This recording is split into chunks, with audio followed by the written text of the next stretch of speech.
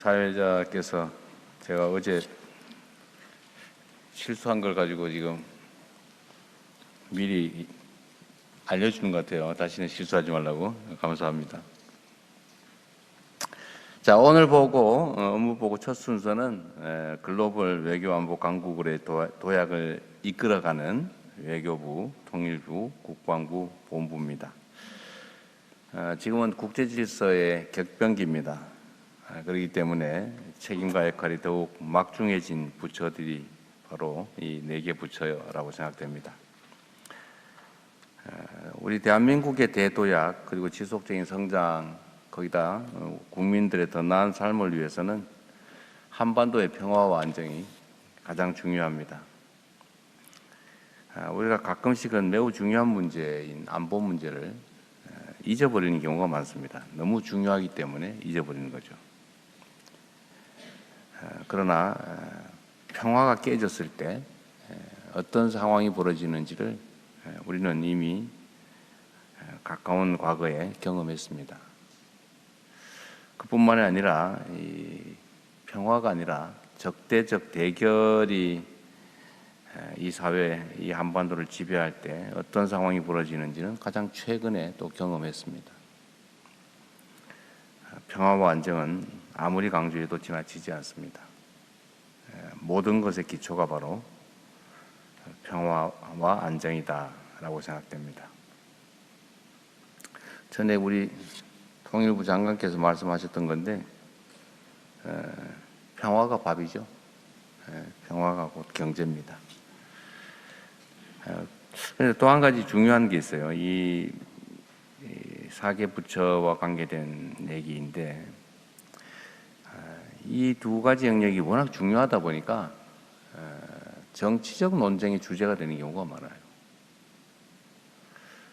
통상적으로 보면 외교 안보 정책들은 정쟁의 대상으로 삼지 않는 게 대부분의 선진국들의 상황이죠. 그런데 우리는 안타깝게도 가장 중요한 외교 안보 문제들이 정쟁의 대상이 됩니다. 그래서 사실은 이런 말씀 한번 드리고 싶은데 우리가 이념과 가치를 각자 가지고 있습니다. 사람들마다 다 다르죠. 또 집단적으로 또 대립하기도 합니다. 근데 각자가 가지고 있는 이념과 가치를 타인에게 강요하는 건 쉽지 않습니다. 그는 일방적인 지배를 하고 있을 때도 일시적으로만 가능하죠. 그게 영속적이지 못해요.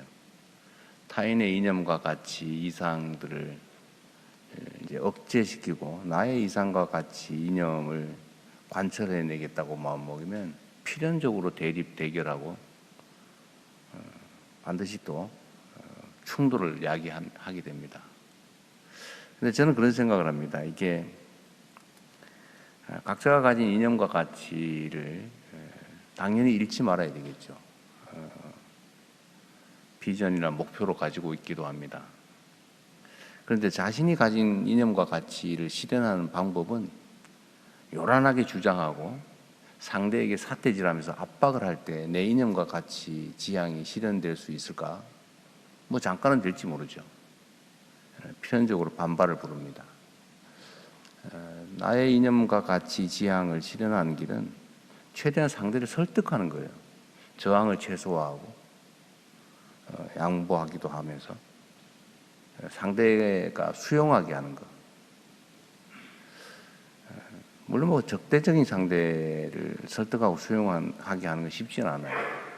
그러나 그 중간쯤도 있죠, 세상에.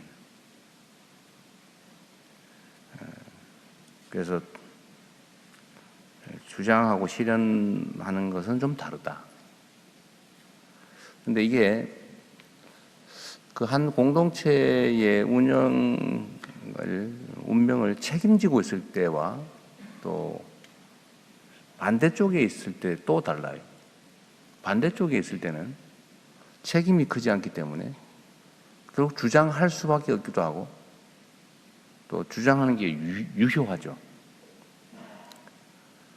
그런데 사회 공동체 전체의 운명을 책임지고 있는 권한을 가진 상태에서는 사실은 주장보다는 실천이 중요합니다. 실현해야죠. 근데 그 실현의 길은 야당일 때만 좀 다르다. 책임이 적고 주장이 유일한 또는 주요 수단인 상황하고 책임보다 권한을 가진, 책임만큼의 권한을 가진 입장은 또 다르다. 그럴수록 더 낮게 목소리를 내기보다는 행동을 하는 것으로, 주장을 하는 것보다는 결과로 책임지는 게 중요하겠다, 그 생각을 합니다. 우리 외교부가 요새 고생이 많죠. 이 정상회담이 워낙 또 많고 또 해외 정상들 방문도 많이 있습니다. 또 해외 출장도 많다 보니까 외교부가 많이 힘들 거예요. 그래서 제가 며칠 전에도 말씀을 드렸는데, 이 외교라고 하는 게 어찌 보면 별로 형식적이기도 하고 실효성이 과연 있나 싶기도 하고 그런 생각이 들기도 하지만, 조금만 자세히 들여다보고 준비를 잘하고 정성을 다하면 완전히 새로운 결과를 만들어낼 수 있는 게 외교 영역이라고 생각됩니다. 사실 저도 우리 대한민국의 국정에서 매우 큰 권한을 가지고 있는데, 저의 예를 들면 민감한 문제에 대한 최종 판단은 아무래도 정서적인데 영향을 받지 않을 수가 없어요. 어느 국가와의 관계도 사실 그 정서적 공감이 크냐 적냐에 따라서 영향이 크죠. 그리고 우리는 개방형 통상국가라고 보통 스스로 자칭합니다. 개방형 통상국가가 우리의 길이죠. 대외적 교류 협력 없이 살아갈 수 없는 나라에 가깝습니다. 그런데 이게 외교 분야에서의 접촉이나 이런 것들이 임기 후반부에 가면 효율성이 많이 떨어지죠. 이번에 남미에 갔더니 그런 반응이 있다고 해요. 대한민국이 임기 초에 오네. 우리가 매우 중요하게 평가되나 봐 라는 생각을 한다고 해요. 사실 우리도 그러지 않습니까? 주요 국가하고 얼마나 빨리 통화하냐, 얼마나 빨리 만나느냐 이런 걸 가지고 무슨 경주하듯 하잖아요. 그래서 임기 초에 해야 그 일을 기반으로 그 국가의 기업이나 또 그 국가와의 관계를 좀 강화할 기회가 커지는 것 같습니다. 그래서 임기 초에 많이 다니니까 우리 외교부에서 좀 이해를 좀 하십시오. 힘들죠, 솔직히. 웃기만 해요. 답을 안 하는 거니까. 네. 답이 없는 게 답이죠. 네. 그래도 이게 한번 특정 국가와 정상회담을 진지하게 정성을 다해서 하고 나면 많이 바뀌고 좋아집니다. 우리 총리께서도 그런 느낌이 든다고 이제 말씀하셨는데. 네, 제가 업체로부터도 많이 듣는 건데, 중국 다녀오시면 중국 쪽의 통상 좋아지고, 또 브라질 다녀오시니까 KBT 쪽에서 굉장히 반응이 좋습니다. 그래서 제가 정부에 와서 느낀 건 정부 대통령 움직이시고 하는 것이 먼저 길을 닦아주신다라는 걸 정말 잘 알게 됐습니다. 그래서 외교부는 좀 힘들더라도 임기 초니까 좀 견뎌주고 임기 후반기에 되면 좀 널널해질 거예요.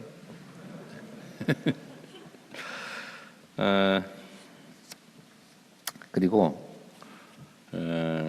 외교부가 여러 가지 일들이 많은데, 제가 요새 이제 교민 간담회도 많이 하고 외교 공간이 얼마나 중요한지를 자주 강조 말씀을 드립니다.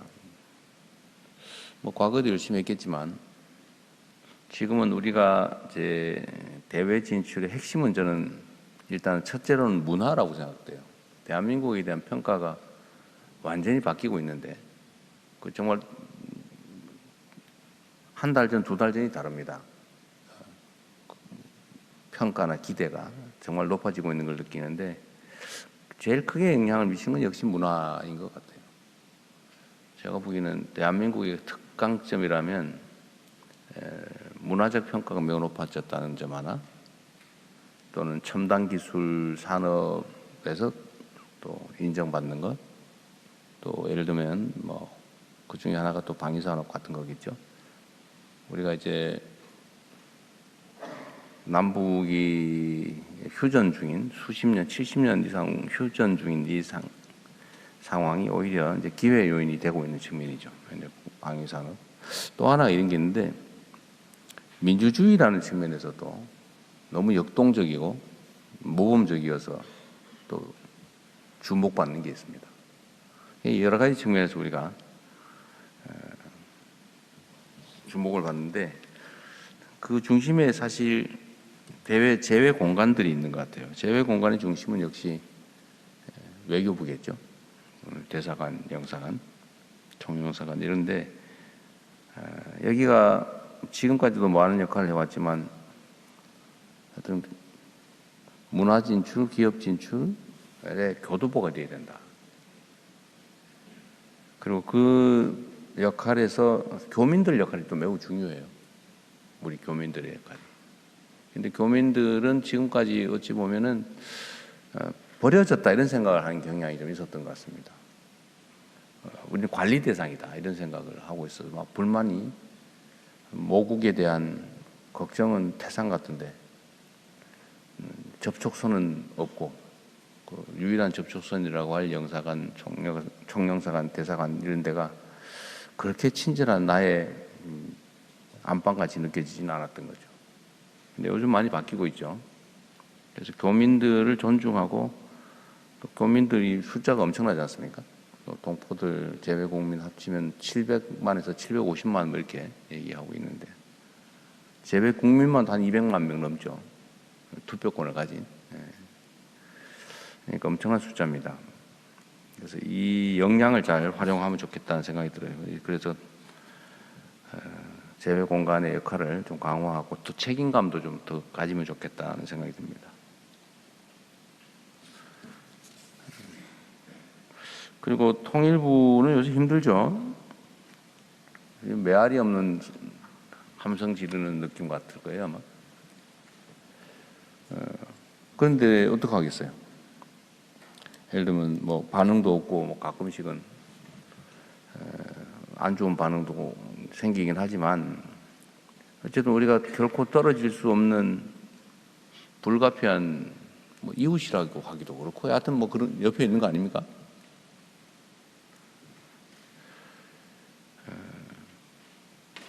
전쟁도 치렀고, 또 혈육의 관계이기도 하고, 또 관계가 좋았다 나빴다 하는데 요즘 매우 나쁜 상태죠. 그리고 이제 이게 사람과의 관계도 그렇지만 뭐 어쨌든 정부 간의 관계도 쌓인 게 있는 거죠. 업보. 너무 적대하고 무시하고 대결적으로 좀 많은 오랜 시간을 살아왔기 때문에 쉽게 좋아지기 어렵죠. 또 각 정부의 전략이라고 하는 것도 있는 거고요. 근데 그렇다고 해서 우리가 제일 편한 길, 뭐 니는 네가 할 길을 가고 나는 내가 할 길을 가고, 또 정무적으로 보면 사실은 대결하는 게 도움이 되는 경우가 많아요. 내부 단속을 위해서 일부러 대결적인 입장을 취하기도 하지 않습니까? 근데 그건 결국 국민들한테는 나쁘죠. 국가 공동체에게는 해악이죠. 그래서 힘들긴 하지만 우리가 평화와 공존의 정책을 계속해 나가야 되겠다. 근데 이게 역시 아까 말씀드렸던 것처럼 정략적으로, 정치적으로 악용되는 측면들이 있습니다. 그래서 많이 조심하셔야 될 것 같아요. 본의 아니게 용어 하나, 표현 하나 가지고 정쟁의 대상이 되고 하니까 더욱 신중해야 되겠다는 생각이 듭니다. 노력은 하되, 최선은 다하되. 그래서 참 어려울 것 같아요, 우리 장관님. 우리 통일부의 공직자 여러분도 힘드실 겁니다. 그래도 중요한 일을 하고 있는 거예요. 매우 중요한 일을. 우리 부처 중에서 제일 숫자가 적죠? 600명. 가족부가 몇 명쯤 될까요? 비슷할까요? 어쨌든 적은 부처에 속하니까. 그러나 덩치에 비해서 매우 중요한 일을 하고 있다는 건 분명합니다. 가시적인 성과도 언젠간 나오겠죠. 인내를 가지고 꾸준히 평화와 공존의 정책을 계속해 주시기 바랍니다. 국방부도 비슷하죠. 요새 많이 힘들죠. 여기저기서 자꾸 사고 나죠. 이게 원래 가지 많은 나무에 바람 잘 날 없다고. 숫자가 많죠, 국방부가. 엄청 많죠. 다른 부처에 비하면 직할 인원이 엄청나게 많습니다. 그리고 구성원도 다양해서 이런저런 온갖 일들이 벌어지죠. 역시 이 국방도 그렇습니다. 이 국방이 가장 중요하죠. 우리 사회 공동체, 국가 공동체의 유지가 기본이죠. 이 공동체가 깨지면 잘 살아보셔도 없습니다. 공동체 자체를 지켜내는 것, 안전보장이죠. 안보. 가장 중요한 일이고 그 중에 핵심이 바로 국방이죠. 외부의 침략으로부터, 외부의 공격으로부터 국가를 지키는 물리력, 최종 물리력, 이게 국방인데 매우 중요한 만큼 또 한편으로는 경시되기도 합니다. 제가 전에도 한번 이런 얘기를 했는데 그 옛날 얘기인데요. 맞나 안 맞나 잘 모르겠어요. 원래 옛날에 쓰던 무기 중에 화살 중에 뽕나무 화살이 최고라면서요. 화살 중에는 뽕나무 화살이 제일 성능이 좋고 다음이 대나무 화살이고 그렇대요. 그래서 나라를 만들고 처음에는 화살 몇 대가 필요하고 병사 몇 명이 필요하고 이렇게 분기도 세고 이래가지고 돈도 많이 들고 해서 무기고에 뽕나무 화살을 새로 만들어가지고 쫙 보관을 해놓는 거죠. 전쟁이 안 나요. 계속 확인도 하고 있는데 이 뽕나무가 썩잖아요. 그럼 다시 만들어가지고 갖다 놔야 돼요. 이게 돈이 많이 드니까 어느 날 대나무로 살짝 바꿔가지고 갖다 놓고 다음 계속 소위 요즘 말로 하면 군기검열이라고 합니까? 그런 것도 하고 보니까 다 있어요. 또 전쟁도 없고 평화가 계속되고 하니까 꼭 대나무로 해야 되나? 어차피 썩어서 바꾸는 거 비슷한 갈대로 이렇게 보기는 똑같으니까. 그래도 세월 지나고 그러다 보니까 굳이 하나 이래가지고 어느 날 전쟁이 딱 벌어져가지고 진짜 가서 한번 쏠라고 보니까 아무것도 없어요. 그 갈대조차도 굳이 만드나 이래가지고 빈 창고였다는 거죠. 이 국방이 그럴 가능성이 많은 영역이죠. 그래서 과거 한때는 부정부패도 많고 돈은 엄청나게 들어가고 안 할 수는 없죠. 근데 진짜 막상 필요할 때 보니까 없더라 아무것도. 우리가 그런다는 얘기 전혀 아닙니다. 그럴 염려가 있는 영역이죠. 그래서 군 내에서는 이게 병사들을 마치 자기의 개인 사유물처럼 막 부려먹다가 사고 나기도 하고 막 괴롭히다가 무슨 사고사 누군가 자꾸 죽어가기도 하고 여튼 이런 일들이 있었는데 지금은 아니죠 전혀. 자주국방이라고 하는 우리 대한민국의 가장 최고의 목표죠. 하나의 국가가 스스로를 지키지 못한다. 스스로의 힘으로 지키지 못한다. 그 결격이죠, 결격. 스스로 지켜야죠. 어떤 외부의 도움도 없이 우리 스스로의 힘으로 지켜나가는 자주국방은 우리의 가장 큰 과제다. 그리고 당연히 주권의 일부인 군 지휘권도 스스로 행사해야 되겠죠. 당연히. 국군이 군 통수권자인 대통령의 명령을 받는 국방부 장관의 지휘를 받지 않는다. 뭐 있을 수 없는 일 아닙니까? 이 정상화도 우리가 해야 될 중요한 과제인 것 같아요. 그리고 국방부가 노력을 많이 해주셔서 저는 제일 큰 변화가 그런 것 같아요.